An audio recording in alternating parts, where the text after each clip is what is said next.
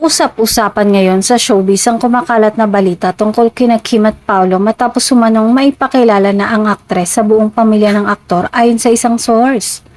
Ayon sa mga impormasyong umiikot online, sinasabing isang pribadong okasyon ang naging pagkakataon upang makilala ni Kim ang mga mahal sa buhay ni Paolo.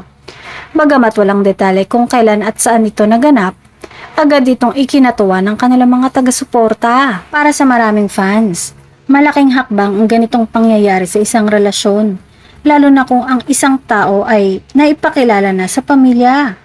Kaya naman hindi napigilan ng Kim Pao supporters na kiligin at magbigay ng kani-kanilang reaksyon sa social media. Matatanda ang naging malapit ang dalawa dahil sa kanilang mga proyekto, kung saan kitang-kita ng publiko ang kanilang natural na chemistry at komportabling samahan sa harap man o likod ng kamera. Sa kabila ng mga usap-usapan, nananatiling tikom ang bibig ni Kim at Paolo pagdating sa tunay na estado ng kanilang relasyon. Mas pinipili pa rin umano ng dalawa na panatilihing pribado ang ilang aspeto ng kanilang personal na buhay. Sa ngayon ay abangers ang kanilang fans kung magkakaroon ba ng kumpirmasyon o paglilinaw mula sa dalawa. Habang wala pang opisyal na pahayag, patuloy na umaasa ang marami na may real score na ang tambalang kanilang sinusuportahan.